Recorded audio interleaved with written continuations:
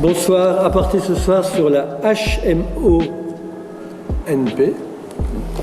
à l'école d'architecture de Lille. Didier Debarge, architecte. Charles Bunier, du coup je suis architecte, jeune architecte diplômé depuis 2018. François Lacoste, je suis aussi architecte diplômé de cette école en 85 également. Et Renaud Delabarre, je suis architecte, j'ai été diplômé en 2013. J'assure une session de HMO-NP sur le chantier. J'ai passé ma HMO en 2020. J'ai une agence qui s'appelle Chuck, qui est à Lille, et j'ai fait toute ma formation à Paris-Malaquais, d'où la raison de ma venue pour pouvoir justement apporter et comparer ce qui est fait à l'INSAP. J'ai immédiatement trouvé du travail à Arras, et au cours de cette année, j'ai immédiatement poursuivi la formation à HMO-NP. La première question qu'on posera alors à François ou à Didier, c'est de recontextualiser la HMO-NP. Depuis quand et quel est le schéma intelligible qui a amené à créer la HMO? Cette formation, elle se comprend avec une réforme des études, réforme qui a calqué les études sur le modèle universitaire. Et cette réforme, elle a réduit les études à 5 ans avec un PFE, projet de fin d'études, qui s'apparente à un projet final, quoi. Donc une année de réduction des études et l'impossibilité, par la réforme, de pouvoir s'installer, comme on dit, à son compte, uniquement avec le nouveau diplôme délivré, qui est le diplôme architecte diplômé d'État. Donc pour pouvoir s'installer, donc sous n'importe quelle forme, peu importe, il fallait obtenir une habilitation à exercer la maîtrise d'œuvre en nom propre, d'où l'acronyme HMO-NP. Je présente la formation à l'école de Tournai, dont bon nombre d'étudiants sont en fait français. En Belgique, c'est 2 ans de stage chez un maître de stage, voilà, pendant lesquels ils peuvent développer leur propre clientèle, déposer des permis de construire. Ils sont immédiatement inscrits à l'ordre belge.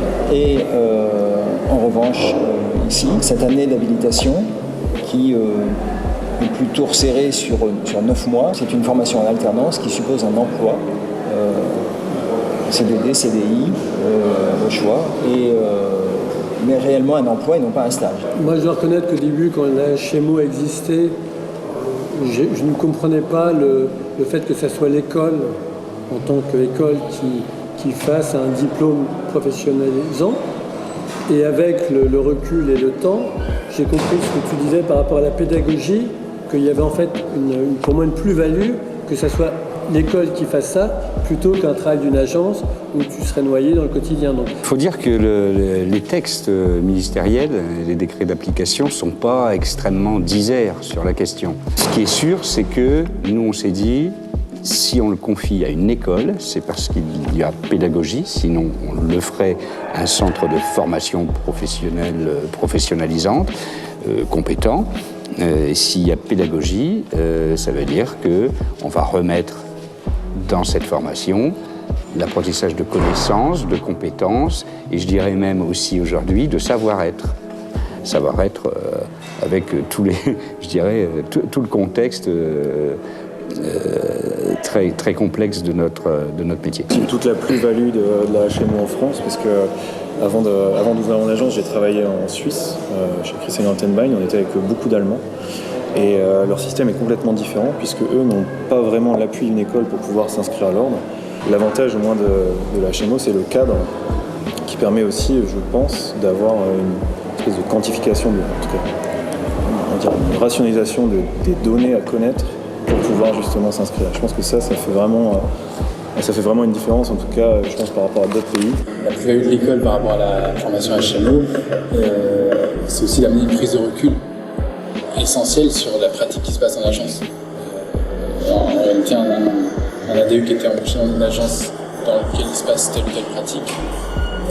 À l'occasion avec l'école, de prendre du recul sur ce qui se passe et de se construire aussi sa propre critique là-dessus. Est-ce que chaque école est libre d'écrire soi-même son programme?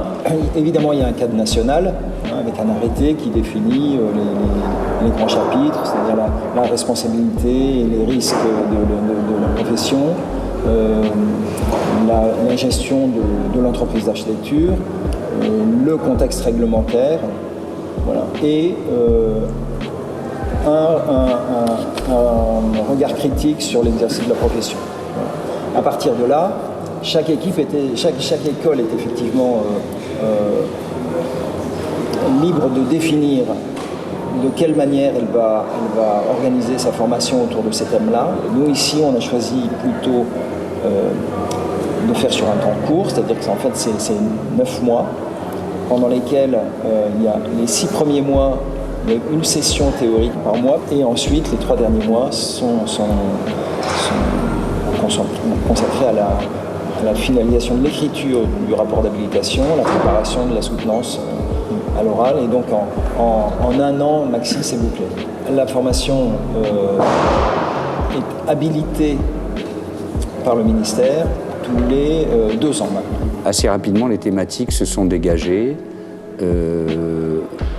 autour d'une première thématique qui est la session 1, où on parle du jeu des acteurs, tous les acteurs qui interviennent dans notre métier. Une familiarisation au vocabulaire aussi, hein, que les ADE n'ont pas forcément la chance de tout connaître, hein, bien sûr. La deuxième session est une session qu'on a appelée l'entreprise d'architecture. La troisième session, on l'a appelée passage. On regarde ce qu'est le dessin technique, le dessin d'exécution, voilà.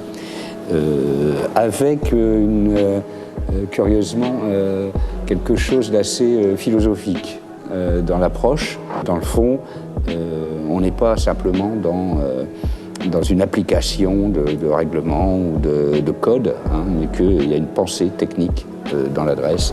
Et voilà. Audition intermédiaire des étudiants, donc, hein, intermède, interlude, et une 4e session que j'assure et qui s'appelle Cœur de chantier, qu'on écrit comme on veut, avec un H ou sans H. Comme on avait demandé à ce que la convention qui lie l'école, l'ADE et la structure d'accueil, que le chantier soit obligatoire, hein, dans la convention, je me suis rendu compte que les ADE, très très vite, ils s'étaient formés au vocabulaire, à l'expérience du compte-rendu de chantier, aux lettres recommandées, la lecture des plans d'exécution, des visas, etc. Ils ont déjà eu une expérience de chantier et ils l'ont appris en agence. C'est l'avantage de la formation en alternance. Alors j'ai progressivement beaucoup plus orienté cette question du chantier sur la matérialité, mais aussi sur le mode de production. C'est-à-dire une vraie prise de recul autour de ce que l'on est en train de faire dans notre société par le choix des matériaux, la mise en œuvre et dans le fond, si notre architecture, enfin en tous les cas la façon dont on l'exerce est compatible avec le projet de société qu'on a envie de mettre au point. Hein. La 5e session... C'est une session donc intitulée Normes, réglementation et voie de progrès. Il s'agit d'aborder à chaque fois le champ, l'exercice de la profession à travers le champ réglementaire, mais sans le vivre comme une contrainte, mais plutôt une possibilité d'inventer de nouvelles choses. Voilà. Et en faire, justement, les décortiquer pour essayer de voir comment on peut trouver à inventer son propre chemin à travers ces choses-là, non pas le subir, parce qu'évidemment, quand les ADE arrivent en agence et découvrent la lourdeur de tout ça, ils peuvent être un peu étouffés par ça, et puis voilà, il faut pouvoir prendre du recul et comprendre pourquoi c'est là et vers quoi on tend. La 6e session, c'est une session récapitulative. C'est l'occasion de revisiter une opération à travers les 5 sessions précédentes, c'est-à-dire comment cette opération est arrivée à l'agence, comment l'agence était organisée pour la traiter, qu'est-ce que ça veut dire en termes d'honoraires, comment ça s'est réparti, qui a été mandaté pour la faire et comment ça s'est passé. Voilà. Quelle image vous faisiez de ce sas entre l'école et l'univers professionnel? Ce qui m'intéresse, c'est l'écart entre ce que vous imaginiez, ce que c'était, et la réalité de le vivre et de le pratiquer. En fait, j'aurais pu l'enchaîner comme beaucoup l'ont fait, mais c'était un choix déjà d'arriver en HMO avec un minimum de regard sur une agence pour pouvoir déjà se mettre dans une position de dire ok, j'ai vu 1 an, est-ce que je peux déjà analyser des situations, etc. Donc on va dire que le projet de faire la HMO était déjà construit à partir du moment où je suis sorti du diplôme et que je suis allé dans cette agence. Donc je me suis déjà mis dans cette position de dire il faut trouver des situations qui sont intéressantes sur cette première année avant d'aller se jeter dans le bain de faire la HMO. Quand je me suis inscrit, j'avais déjà aussi projet d'ouvrir mon agence. Je savais que quand j'étais arrivé dans cette agence, je voulais y rester 2 ans, 1 an pour l'analyser, 1 an pour faire la HMO et après je partais. Ce qui fait que quand je suis arrivé en HMO, et c'est ce qui a fait que j'ai apprécié aussi la chose, c'est que je savais exactement ce que je venais y chercher. Et du coup, en fait, ça m'a permis de finalement pas vraiment le vivre comme un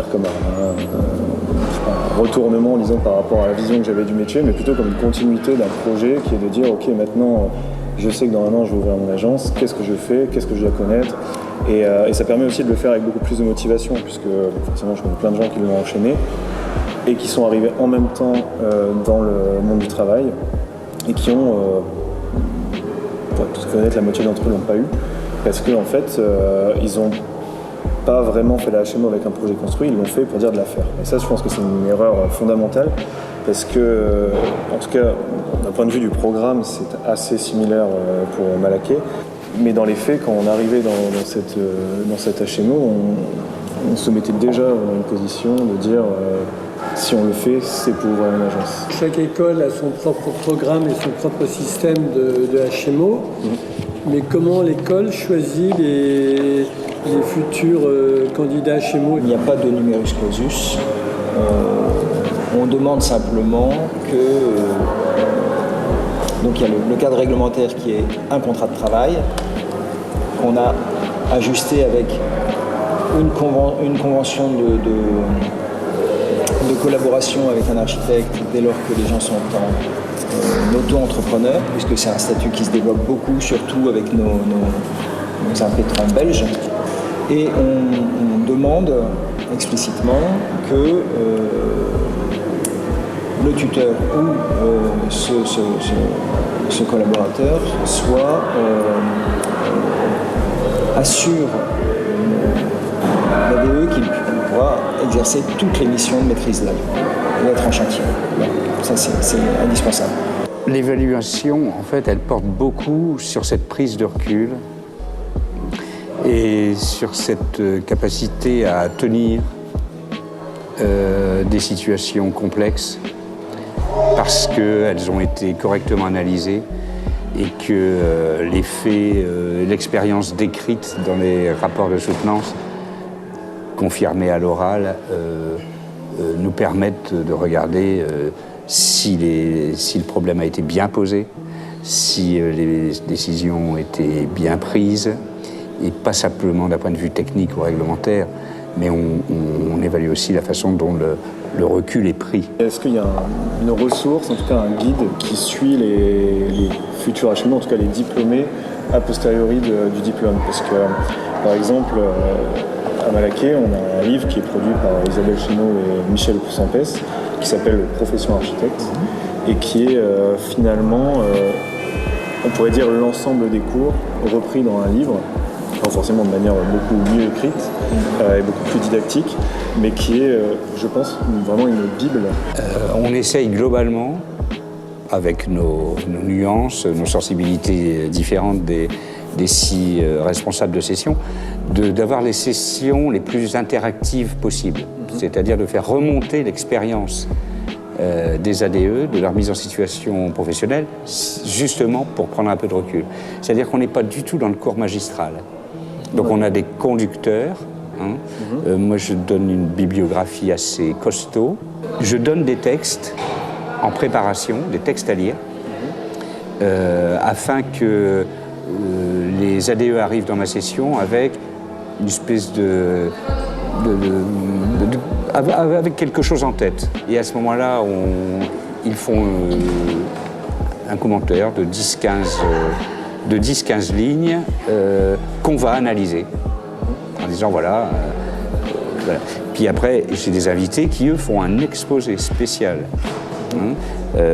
Toujours une entreprise qui explique comment elle reçoit un dossier d'architecte. Ce qui est tout à fait étonnant, parce qu'il y a un jeu de dupes un peu, quoi. C'est-à-dire une entreprise, de préférence un major, de préférence quelqu'un qui fait aux études de prix, au bureau des méthodes, et qui dit, voilà, moi quand je reçois un dossier d'architecte, voilà ce qui se passe. Et les ADE sont parfois surpris de savoir comment leur travail est reçu et comment ils débusquent le travail ou le manque de travail, les détails importants, si les modes opératoires ont été étudiés, et puis comment ça a des influences sur le prix, sur la façon de mener le chantier et à terme aussi sur sa matérialité. Mais après, par contre, on va sur un gros chantier mené par cette personne. Et donc c'est ce grand écart-là qui me semble très intéressant et qui se réactualise avec l'expérience des ADE.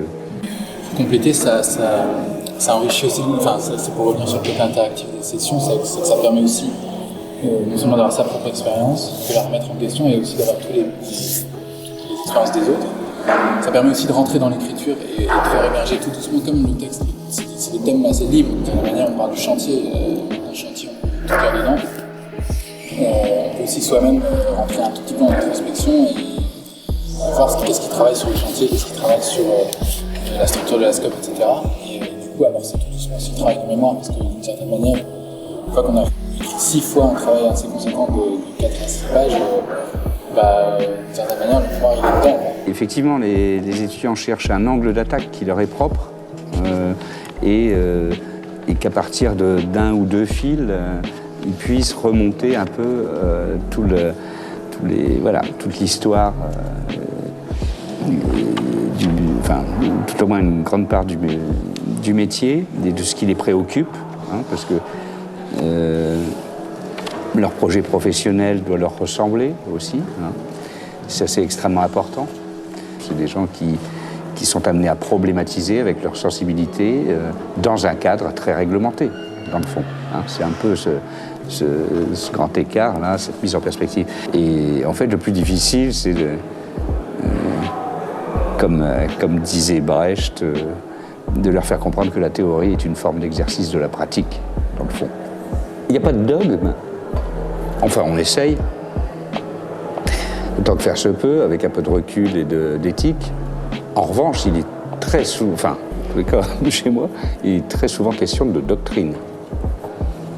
Pour pas mélanger ces mots, pas qu'ils arrachent les oreilles, parce que forcément, à un moment, la doctrine, elle existera, même si elle n'est pas annoncée. Donc, il vaut mieux qu'elle soit consciente. C'est une formation qui a évolué, qui est assez cohérente chez les 6 responsables. Je pense que ça peut progresser sur la façon dont les choses arrivent, sur ce qu'il se passe entre l'école et cette formation, ce qui se passe après cette formation. Il manque un observatoire de la profession, de la sortie des études, de la préparation à la HMO, du travail tel qu'il se fait, alors qu'on voit à quel point ils tissent des liens sur des problématiques communes où ils en bavent tous dans leur boulot. Ils tissent des liens pendant cette formation et après, ils ne se voient plus. Si, il y aura l'ordre des architectes. Est-ce que c'est obligatoire? D'accord, mais qu'est-ce que l'ordre apporte et comment peut être complémentaire? Et ça, c'est extrêmement important parce que la formation, elle se fait partout.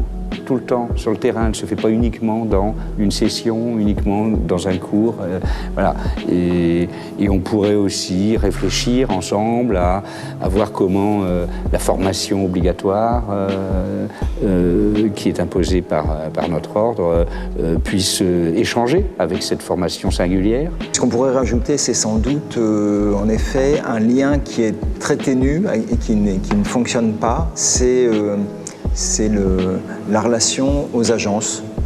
Parce que les agences, finalement, nous délèguent la formation de leur personnel et ils sont très peu présents. On les invite lors de la journée de rentrée. Très peu viennent à la soutenance de leur ADE. C'est pas forcément facile de trouver comment faire, mais il y a peut-être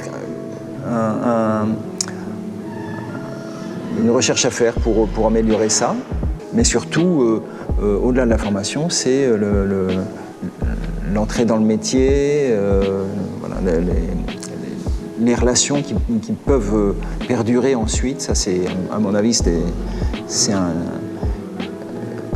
une perte.